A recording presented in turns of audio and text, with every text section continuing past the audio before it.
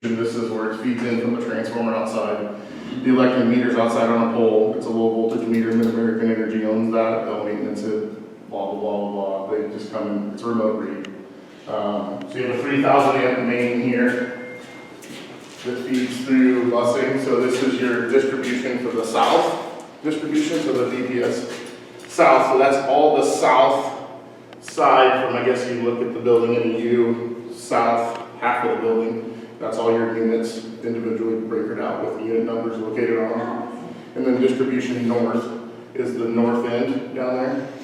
So there's, in that north distribution, that MUA1, the big air handler, is actually fed out of there. And then there's a set of panels on the north side that are fed out of that distribution that are on the first floor.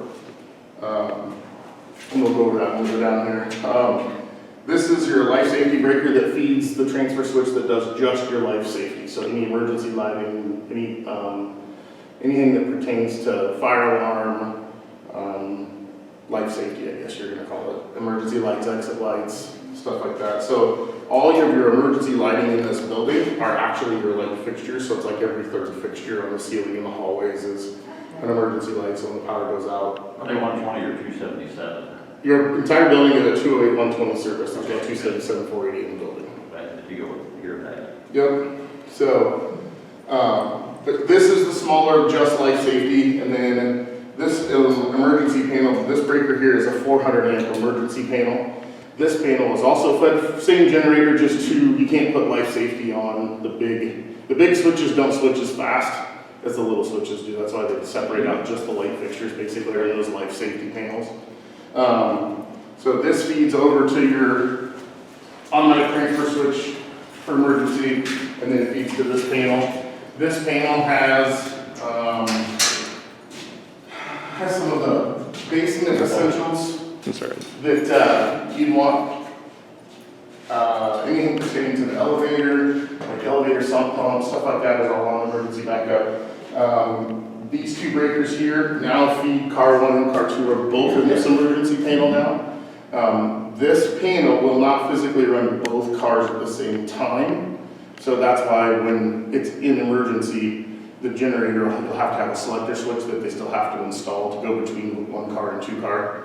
So, but both elevator feeds are here. So there's car 1 and car 2. This connects in that room are perfectly labeled. And then the, anything pertaining to the kitchen condensers with the coolers and the freezers are fed from down here on the emergency panel. So if the power goes out, you don't have to panic and worry about those.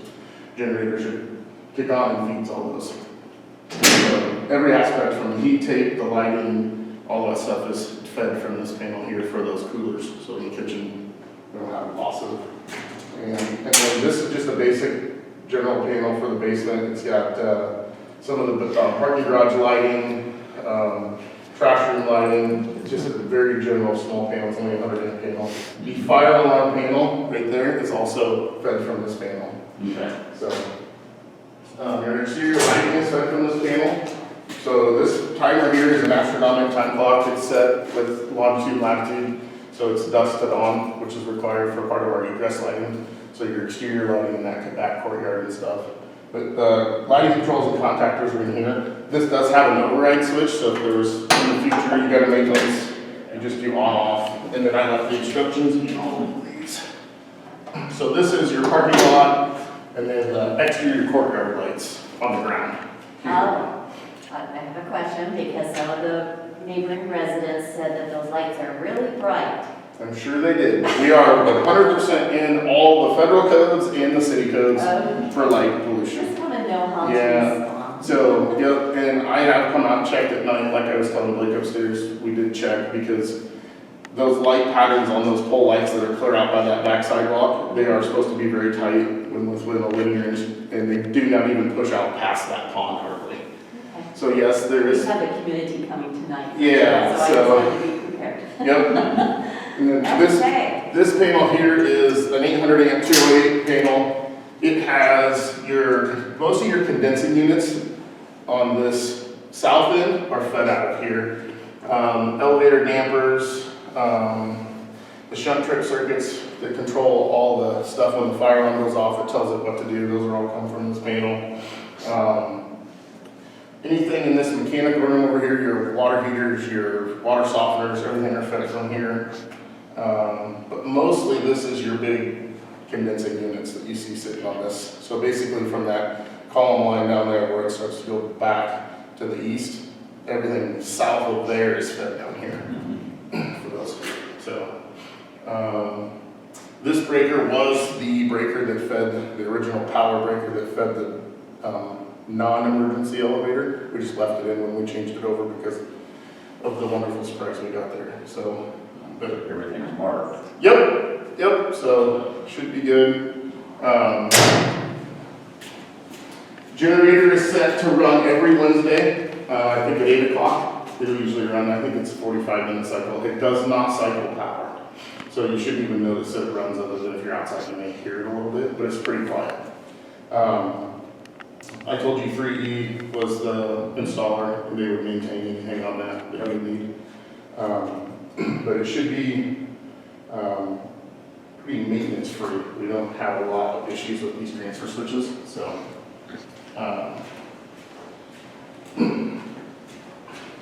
This breaker down here, mine will have phase monitoring in it, but it's what it is it's a whole system surge suppressor.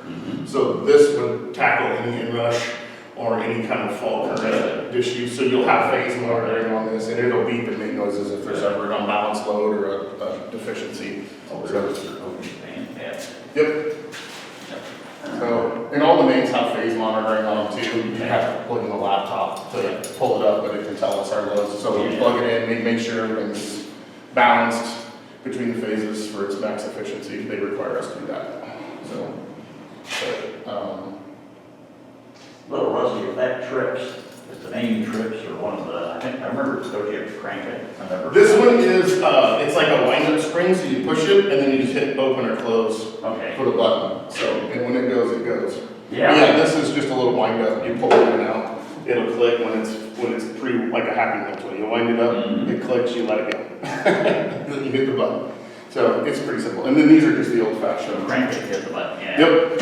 So, let's see, push to open, oh, Yep, push is if you need to shut it off, you can push to open, push to close. then if it trips, crank it, push to close. Yep. Thanks. Yep. One more thing, this is new too, this is all required now. These have what's called maintenance mode. So if anybody's working on any of this large distribution, when you turn this into the on, it lowers the fault current of all the gear, so it would trip much, much faster. Okay. So you want to leave that in the off for your daily use, but if someone were in here working and adding, subtracting, or repairing, you would have added the maintenance mode, so fault current could trip a lot quicker. It's a safety thing. Any other questions in here? No. Obviously, fire alarm panel, Josh will go over that and card access. This is the main demarcation location. So these go out just underneath the property line, and then there's a box out there on the other side of that fence. That's going to be your internet and fiber that come in.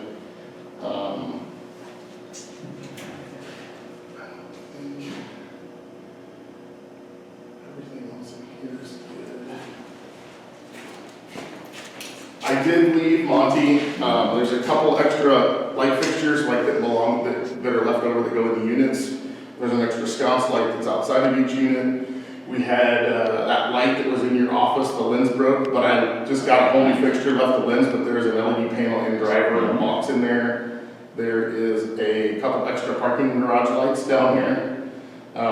There's 3 lights that go on your monument sign when we do that next spring that are in this trash room over here. Okay. That we'll need to keep track of when we come back to do that monument sign, whenever we decide to put that thing at.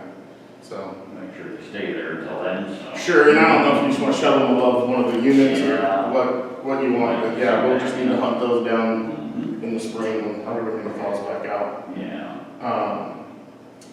Let's head down here to this north breaker, will say CU7 in that 800 amp. Okay. So I didn't label the disconnects, I actually labeled the physical unit itself, because Okay. it kind of can get confusing if you're not Yeah. paying attention. But so then I told him he had to label what fan coil they also ran to. Okay. So my breaker in there will say fan coil 2. Yeah. This condenser runs to fan coil 2, so it kind of made sense. Oh, yeah. Yeah, I didn't there was no way he had it labeled some goofy way. And I was like, there's no way that transfers over to what the electrical's gonna be from a maintenance standpoint. So, but everything should have it, so you should be ready to go there. In this camp room, is that? This is the smaller light, basically does the life safety for emergency lighting, exit lighting. This panel is what it needs. Okay. So, and then there's on the first floor, on the north, or on the south end and that north end, there's another panel in the laundry room and in the, it's in the salon prep room. Yeah, the laundry room and memory care has a life safety panel. In that prep room, the salon area prep room, there's another little panel, and that has like your hallway lighting breakers in it and stuff like that. This one just has the basement garage lighting circuit in it. So, and then this is the goofiest thing, and I get why they did it, but I want you to know about it in case somebody else doesn't. Yeah.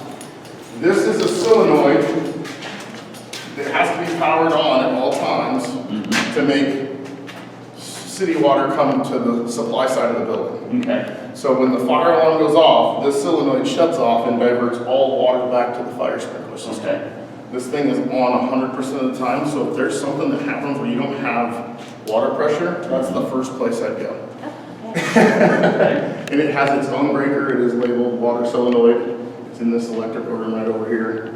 But that to me, I've never seen anything quite like electric solenoid to power open a valve.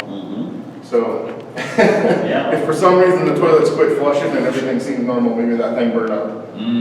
So, but other than that, in here it's just all out. And then these are the physical circuits that are in that big panel, that emergency panel, that feed these pumps. Okay. So, shouldn't hopefully ever have to touch any of this, but Yeah. they were underground fed and we had to move them over, and the inspector said, oh, I think they're too far from the door. So, but this is the elevator equipment room, so everything should be labeled and ready to go. All your units are numbered accordingly. This is the big air handler down there, and then this feeds that second panel. It's a big 400 amp panel that's on second floor right above you. Okay. So,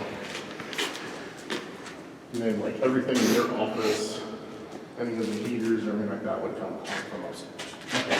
From the panel upstairs. What else, Blake? Anything?